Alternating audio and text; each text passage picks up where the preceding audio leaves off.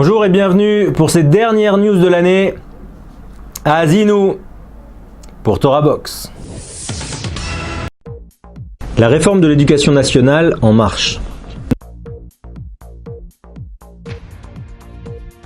Abbas se réconcilie avec le Hamas. Slichot gigantesque avec le Rav Amar. Alors, un grand vent d'espoir à l'éducation nationale parmi ces centaines de milliers d'enseignants avec l'arrivée de Jean-Michel Blanquer. Alors Jean-Michel Blanquer, c'est pas du tout un novice à l'éducation nationale.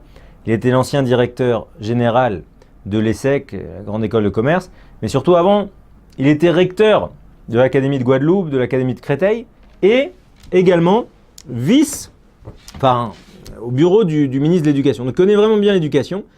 Et en fait, il veut amener beaucoup de nouveautés, mais surtout, ce qu'on a pu appeler dans les régions, la décentralisation. C'est-à-dire que le principe, c'est que c'est la base qui doit amener de la nouveauté. Ça veut dire quoi? Que la semaine de 4 jours, eh bien, c'est chaque école qui devra se prononcer si oui ou non elle la garde. Le collège unique, l'idée de faire un collège unique où tout le monde doit apprendre les mêmes matières, c'est peu ou prou, ça va changer, avec l'idée de faire un collège personnalisé, de réduire encore plus les classes dans les endroits très difficiles, mais surtout de diffuser un peu partout l'idée d'un contrôle continu, notamment pour le bac. L'idée que c'est dans 3 ans d'avoir un bac qu'avec 4 épreuves écrites, et non pas un marathon d'une semaine, comme c'est le cas depuis toujours. Mais en tout cas, le maître mot, c'est souplesse, liberté et l'idée d'un enseignement personnalisé qui doit s'adapter à chaque enfant et qui doit permettre aux directeurs, justement, qui connaissent le public de leur collège, de leur lycée, qui connaissent la situation des élèves, eh bien, de permettre à chaque élève de développer son potentiel. Alors, c'est intéressant, cette idée-là de repenser le système éducatif, puisqu'il y a marqué dans la Torah, au tout début de la paracha, c'est expliqué à Azinu Bashamaim que les cieux écoutent, donc Dieu prend à témoin les cieux, et il explique comment la Torah finalement, alors c'est marqué comme ça, que l'enseignement, que s'infiltre mon enseignement comme la pluie, donc là, on n'est pas dans les psukim, mais là on parle de goutte à goutte, d'accord? Que coule ma parole comme la rosée c'est justement ce qui profite à tout le monde, comme des averses sur la verdure et comme des ondées sur l'herbe. Alors c'est quoi l'idée? Comme des averses sur la verdure, ça veut dire que on doit faire pénétrer de façon plus forte. Pourquoi? Parce que c'est ça qui solidifie les gens. Et ensuite, comme des ondées sur l'herbe, une fois que c'est un peu plus solide, l'idée c'est de diffuser la Torah qui est comparée à l'eau comme quelque chose de salvateur qui va permettre, une fois qu'on a commencé à être construit, de faire grandir la personne. Alors en fait, le principe ici est très beau, c'est l'idée que chaque personne doit avoir un rapport extrêmement personnalisé à la Torah. Ça veut dire que fondamentalement, certains vont être plus intéressés par ses raisonnements mathématiques, d'autres par son approche psychologique, d'autres vont être plus dans de la hiéra, plus dans de la crainte. Il leur faut justement une averse, quelque chose de plus dur, que d'autres doivent voir ça comme une ondée, c'est-à-dire quelque chose qui est disséminé partout dans leur existence. Mais ça, c'est le principal message d'Azinu, c'est que fondamentalement, chacun à son niveau à l'approche de Rosh Hashanah doit définir quel rapport il veut entretenir avec la Torah et doit augmenter, d'accord, son attachement à la Torah.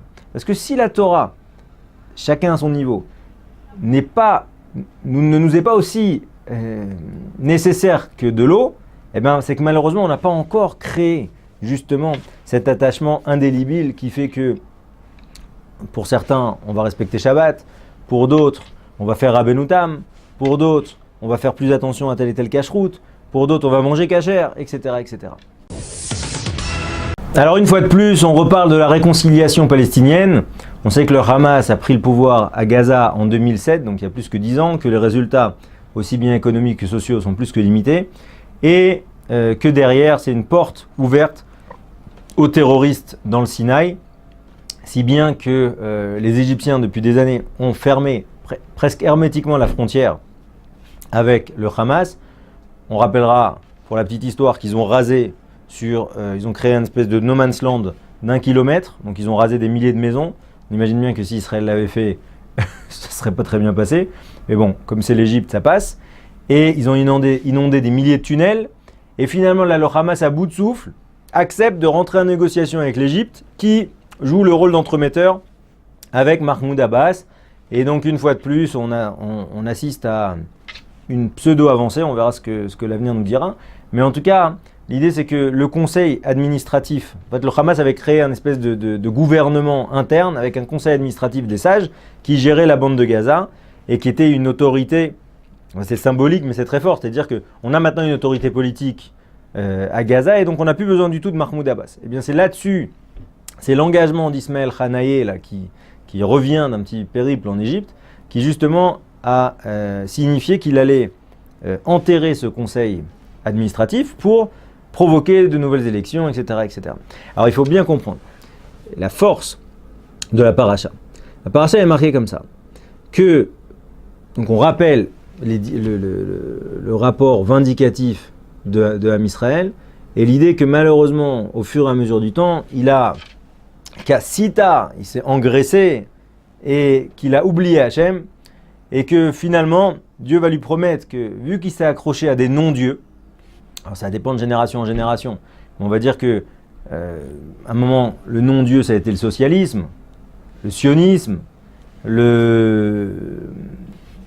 aujourd'hui le start-upisme, d'accord ? Mais chaque époque avec son lot d'aveuglement qui a éloigné fondamentalement les gens d'Akadosh Baruch Hu et du service d'Hachem. Eh bien, vu que vous m'avez irrité avec des non-dieux, je vais vous irriter Bloam, avec des non-peuples. Et là, c'est typiquement ça. Ça veut dire qu'on est pollué depuis des dizaines d'années par ce conflit israélo-arabe, avec un peuple dont personne ne veut, d'accord ? Qui en fait, finalement, les Palestiniens sont rien d'autre que des Jordaniens, mais rejetés de partout, rejetés de Jordanie, rejetés de Tunisie, rejetés du Liban, dans des camps de réfugiés depuis 60 ans, ce qui n'a aucun sens. Eh bien, c'est typiquement la réalisation de la paracha de la semaine. Vous voulez m'irriter, vous voulez vous éloigner de moi, eh bien, je vous punirai par un non-peuple. Et voilà encore l'actualité brûlante de la Torah. Et on voit encore là, avec cette pseudo-réconciliation, que c'est déjà un non-peuple, mais en fait c'est un non-peuple de non-peuple. C'est-à-dire que même entre eux, ils ne sont pas capables de construire quelque chose. Alors une fois que la paracha d'Haazinu, le chant de Haazinu, parce qu'on rappelle que Haazinu c'est un grand chant, c'est une shira qui a prononcé Moshe et qui a donné comme une espèce de ségoula, comme un remède au peuple juif une fois qu'il serait disséminé, une fois qu'il serait à bout, eh bien pour se recoller avec Akadosh Baruch Hu, en reconnaissant justement qu'on s'en est éloigné, et derrière de dire voilà, quand ce peuple, c'est marqué comme ça dans la paracha, quand ce peuple verra qu'il est Azuv ve'atzur, ça veut dire qu'il est abandonné et enfermé, enserré, eh bien à ce moment-là, il va comprendre que Ani emit ou yechye, que moi je vais vivre, que c'est moi qui fais mourir et c'est moi qui fais vivre, eh bien à ce moment-là, Akadosh Baruch Hu se rappellera de ce peuple et se recollera à eux.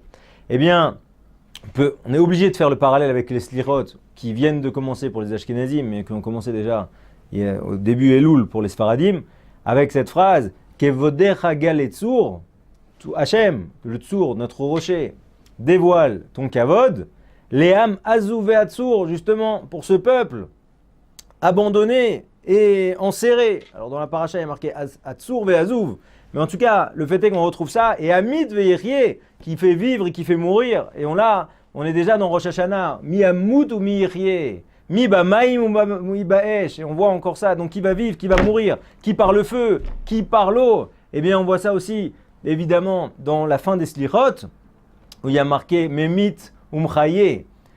Akadosh Baruch Hu, c'est lui qui est Memit, qui fait mourir et qui fait vivre. Donc là, le lien il est direct entre la paracha de la semaine, les Slichot et Rosh Hashanah. L'idée en fait que cette semaine, il y a eu une très très belle cérémonie de Slichot avec le Rav Amar, avec près de 100 000 personnes, certains disent plus que 100 000 personnes au Kotel. Justement, ce peuple, qu'on appelle Amcha, c'est-à-dire que ce peuple qui représentait l'ensemble des couleurs d'Am Israël, d'Eretz Israël, qui est venu justement crier Chatanu, Selach lanu avinu, pardonne-nous Akadosh Baruch Hu, parce qu'on arrive maintenant à Rosh Hashanah, et c'est ça qu'il faut. À Rosh Hashanah, et je terminerai là-dessus, comme dit Rav Naftali Troup, en reprenant la Gemara dans Rosh Hashanah, la Gemara elle dit que celui qui vient pauvre à Rosh Hashanah, il en repartira riche. Et il y a marqué encore une fois dans les Slichot, que dalim ve rachim dafaknu de la techa. Comme des pauvres, des indigents, nous avons tapé à ta porte. Qu'est-ce qu'il dit Rav Naftali Troup? Rav Naftali Troup il dit, qui est-ce qui réussit Rosh Hashanah? Celui qui comprend qu'à Rosh Hashanah, absolument toutes les cartes sont redistribuées. Celui qui est malade, il peut guérir. Celui qui est en pleine santé, il peut faire un arrêt cardiaque. Eh bien, tout le principe, c'est d'arriver comme un dal et comme un rach. Ça veut dire que d'arriver à comprendre qu'à Rosh Hashanah, si on pense qu'on a une femme, on n'a plus de femme. Si on pense qu'on a des enfants, on n'a plus d'enfants. Même si on a la meilleure situation possible, on doit arriver à Rosh Hashanah en se disant qu'on n'a rien. On est dal. Dal, ça veut dire rien, le pauvre du pauvre.